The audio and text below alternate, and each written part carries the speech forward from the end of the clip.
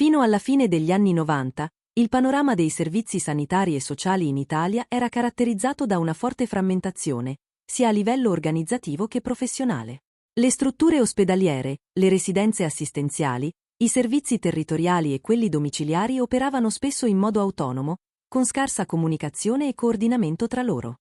Questa mancanza di integrazione si rifletteva negativamente sulla continuità assistenziale, rendendo difficile garantire un percorso coerente e personalizzato per l'utente, soprattutto per le persone più fragili come anziani, persone con disabilità e malati cronici.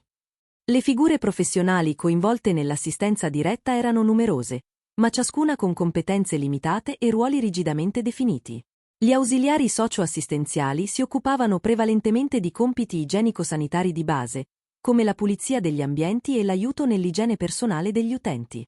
Gli operatori tecnici dell'assistenza, invece, erano presenti soprattutto in ambito ospedaliero e svolgevano mansioni di supporto infermieristico, ma senza una formazione strutturata che li preparasse a gestire situazioni complesse o multidimensionali. Questa divisione dei compiti impediva una visione olistica dell'assistenza. Ogni operatore agiva nel proprio ambito, spesso senza conoscere il quadro generale del paziente o senza collaborare attivamente con altri professionisti. Il risultato era una frammentazione dell'intervento, con sovrapposizioni, vuoti assistenziali e difficoltà nel rispondere in modo efficace ai bisogni complessi degli utenti. Nel contesto dei servizi sanitari e sociali italiani antecedente agli anni 2000, la mancanza di una figura professionale trasversale rappresentava una delle principali criticità nella gestione dei percorsi assistenziali. Le attività di cura e supporto erano affidate a una pluralità di operatori, ciascuno con competenze specifiche e limitate, operanti in ambiti rigidamente separati. Questa frammentazione ostacolava la comunicazione tra i professionisti e comprometteva la continuità e l'efficacia dell'assistenza. La discontinuità nei percorsi di cura era una conseguenza diretta di tale assetto. I pazienti, soprattutto quelli più fragili, si trovavano spesso a dover interagire con operatori diversi per ogni fase del loro percorso, senza che vi fosse una figura in grado di garantire una visione d'insieme.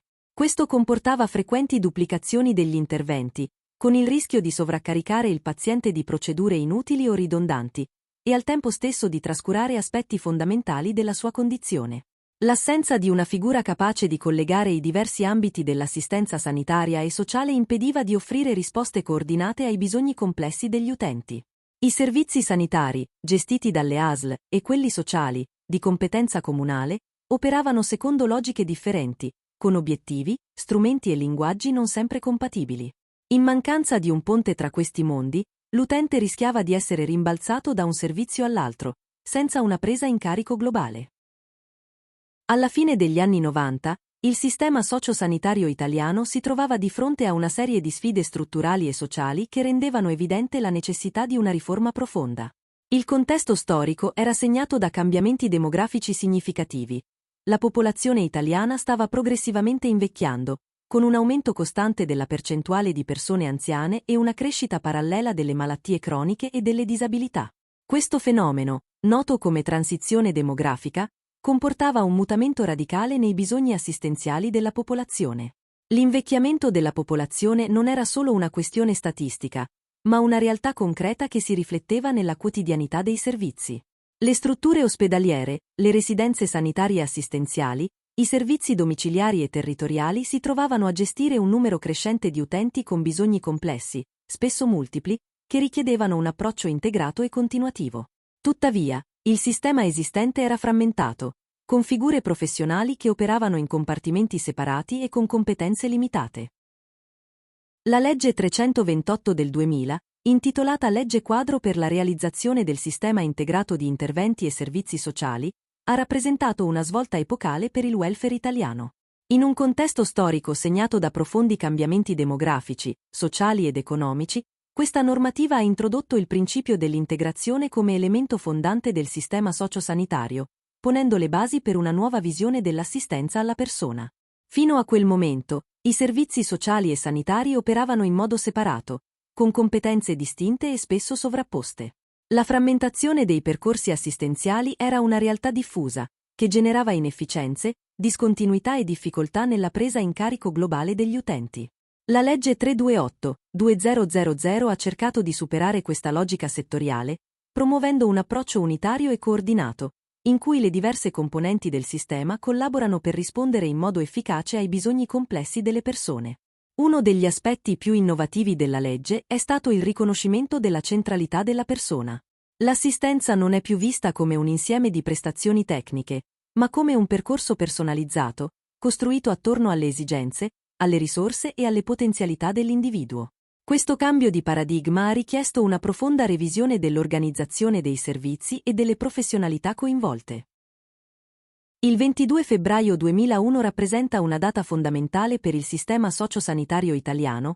Viene formalizzato l'accordo tra le regioni e i ministeri competenti per l'istituzione della figura dell'operatore sociosanitario, o OSS.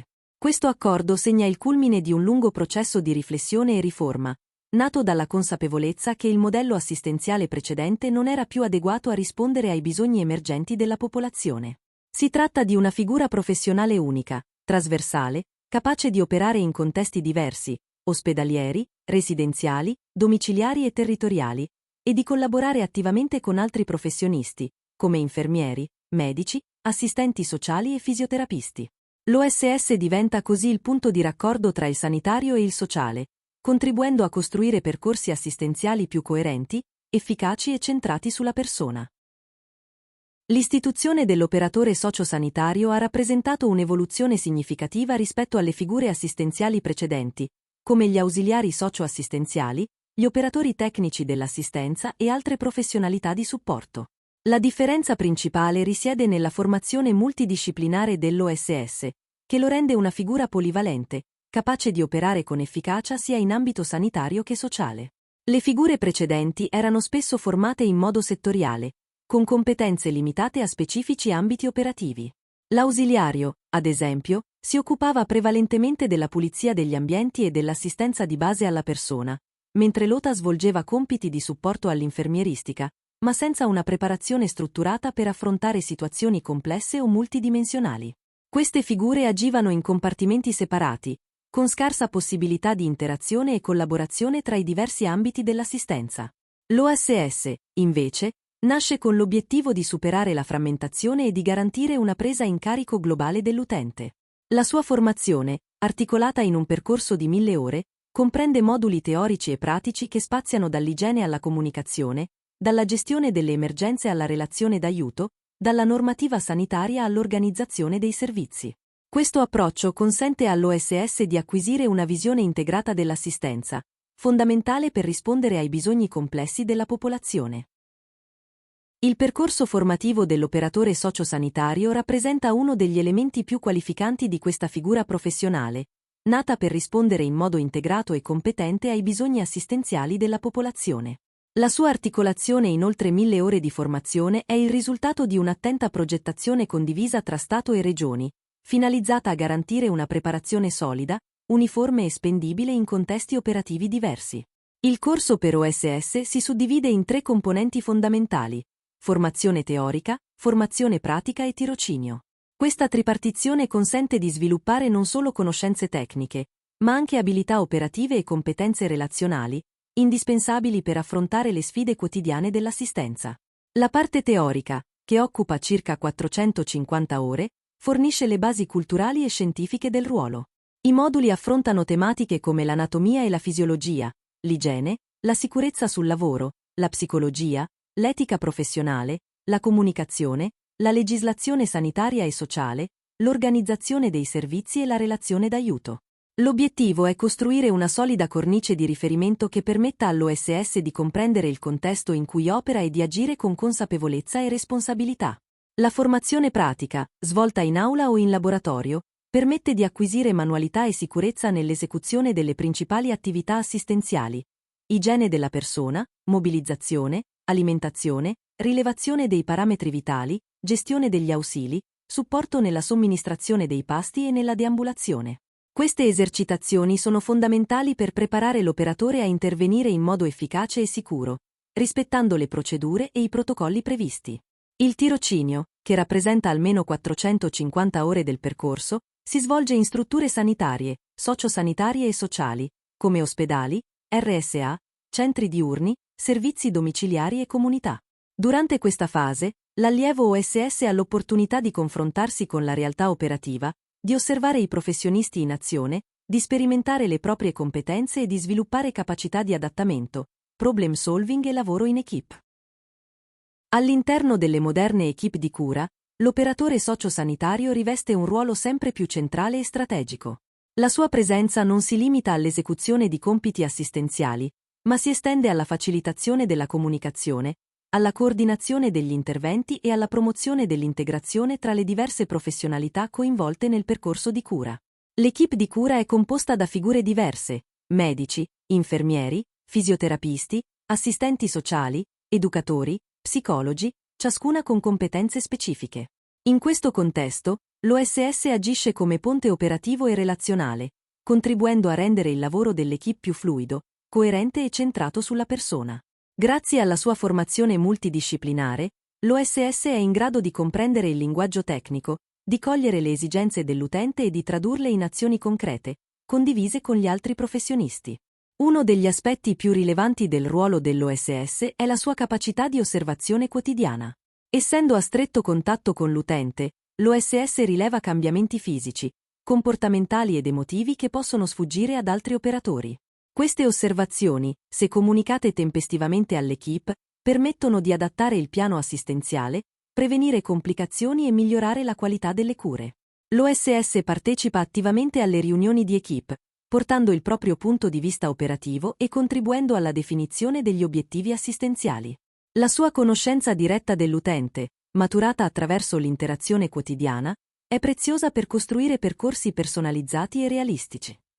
Inoltre, l'OSS può segnalare bisogni emergenti, proporre soluzioni pratiche e facilitare il coinvolgimento della famiglia nel processo di cura.